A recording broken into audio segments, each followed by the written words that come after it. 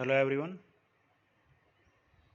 चलो आज की वीडियो शुरू करते हैं। इस वीडियो में मैं आपको बताने वाला हूँ कि यदि आपके घर पे बीएसएनएल का लैंडलाइन या ब्रॉडबैंड कनेक्शन लगा हुआ है और यदि आप उसको डिस्कनेक्ट करवाना चाहते हो तो उसको डिस्कनेक्ट करवाने का प्रोसेस क्या है वो आज इस वीडियो में बताने वाला हूँ।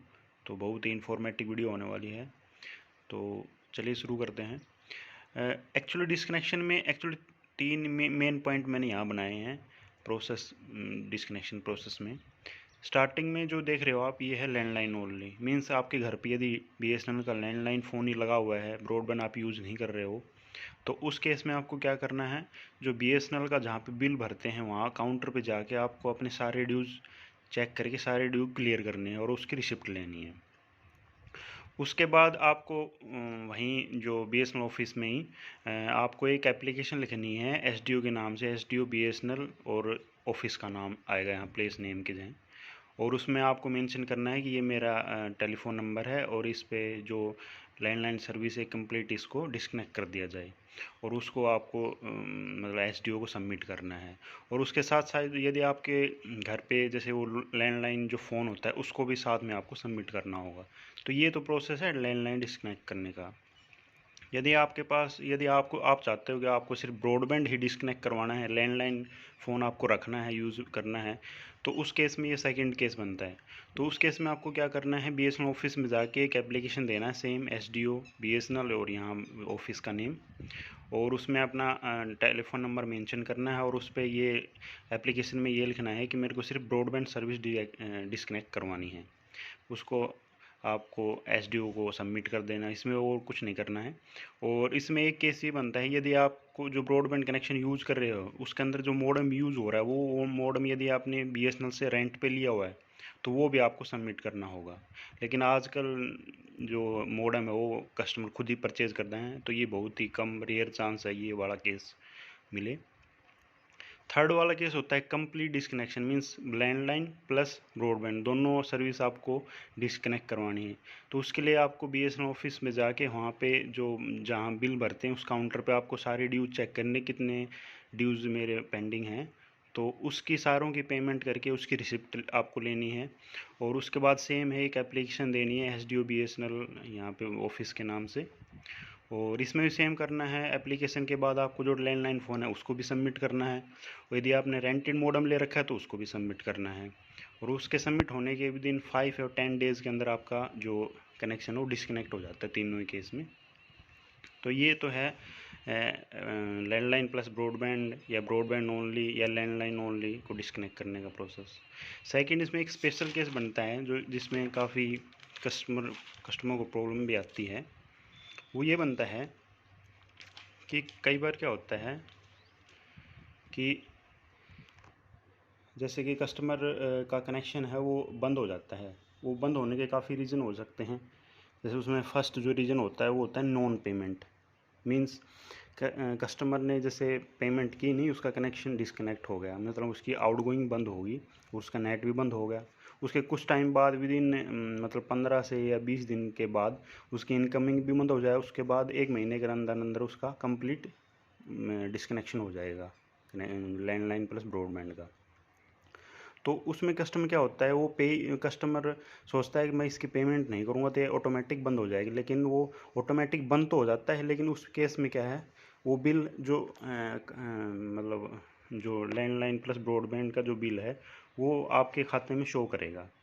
तो उस केस में जो जैसे ये स्पेशल केस में कह रहा हूँ, जो your connection is disconnected due to non payment, तो इसमें नॉन पेमेंट ऑफ बिल की वजह से जो डिस्कनेक्शन होता है उसमें कई रीज़न हो सकते हैं। जैसे कि मान लो काफ़ी दिन से आपका कनेक्शन फॉल्टी है, आपने कंप्लेंट नहीं करी और वो डिस्कनेक्ट हो गया। सेकंड क्या होता है, नॉन पेमेंट की वजह से मान लो कस्टमर ने पेमेंट ना करी हो तो इसकी वजह से ही बंद हो जाता है। सेकंड ये है, कस्टमर चाहता ही नहीं मैं उस कनेक्शन को यूज़ करूँ और वो सोच रहा है कि अपने आप बंद हो जाएगा। कनेक्शन तो अपने आप बंद हो जाए लेकिन उसमें बिल है वो शो करता रहेगा। तो इस केस में आपको क्या करना है, इस केस में आपको बीएसएनएल ऑफिस में जाके वहाँ जो काउंटर होता है बिल भरते हैं वहाँ पे आपको चेक करना है कि आपका जो कनेक्शन है वो कम्प्लीटली डिस्कनेक्ट हो चुका है नहीं और अकाउंट सेटल हो चुका है नहीं। मीन्स आप उस कनेक्शन को दोबारा रीएक्टिवेट नहीं करवा सकते। कंप्लीट अकाउंट सेटलमेंट का मीनिंग यही है। और अकाउंट सेटलमेंट का मीनिंग ये भी है, जैसे आप स्टार्ट में जब बीएसएनएल का कनेक्शन लेते हो तो उसमें आपको एक सिक्योरिटी जमा करनी होती है। तो अकाउंट सेटल में क्या होता है, वो जो सिक्योरिटी है जो आपकी बिल पेंडिंग है उसमें से वो लेस हो जाती है। तो जो आपको जो फाइनल जो ड्यू बनता है वो आपको पे ही करना पड़ेगा। तो उस केस में फर्स्ट केस तो ये बनता है। सेकंड केस ये रहता है कि मान लो आपका कनेक्शन तो डिस्कनेक्ट हो गया, लेकिन क्या है, अकाउंट जो है आपको वो सेटल नहीं हुआ। मीन्स यदि मान लो आपके अकाउंट में क्या है 3,000 रुपये का वो बिल ड्यू दिखा रहा है, तो और आपकी मान लो 1,000 रुपये सिक्योरिटी मनी है, तो आपको बिल तो पे करने ही होंगे। तो कितना बिल पे करना है, वो बिल पे करना होगा। जैसे 3,000 रुपये टोटल आपका ड्यू है, उसमें से 1,000 रुपये आप सिक्योरिटी है वो कम कर दो, मीन्स 2,000 रुपये आप भर के ये पूरा कनेक्शन सेटलमेंट कर सकते हो, पूरा कनेक्शन डिस्कनेक्ट कर सकते हो। क्योंकि जो 1,000 रुपये हैं वो आपकी जो सिक्योरिटी में उसमें एडजस्ट हो जाएंगे, तो आपको सिक्योरिटी से माइनस करके और फिर आपको पे करना है। थर्ड केस हो जाता है, मान लो कई कस्टमर ये सोचते हैं कि मैं तो बिल नहीं भरूँगा, क्या हो जाएगा। तो उस केस में यदि आप बिल नहीं पे करते हो तो आपको कोर्ट का नोटिस भी मिल सकता है। इसलिए ये अच्छा ही है, कम से कम आप ये बिल पे करके फाइनल आपका सेटलमेंट आप कर लो तो वो बेटर रहेगा। और जैसे ये कुछ पॉइंट और हैं, जैसे कि यदि आप बीएसएनएल का लैंडलाइन या ब्रॉडबैंड सर्विस यूज़ कर रहे हो तो उसमें आपको कुछ एक बात का ध्यान रखना बहुत ही ज़रूरी रहता है। जैसे कि अपना जो बिल है वो टाइमली पे करना बहुत ही अच्छी बात रहती है। तो टाइमली अपना बिल पे करते रहो। जनरली जो बिल की डेट होती है वो मंथ के 19 या 20 तारीख तक रहती है, और जो बिल जनरेट की डेट होती है वो 5 से 10 महीने के स्टार्टिंग 5 से 10 तारीख तक रहती है, उसमें आपको बिल जनरेट हो जाता है। सेकंड पॉइंट ये है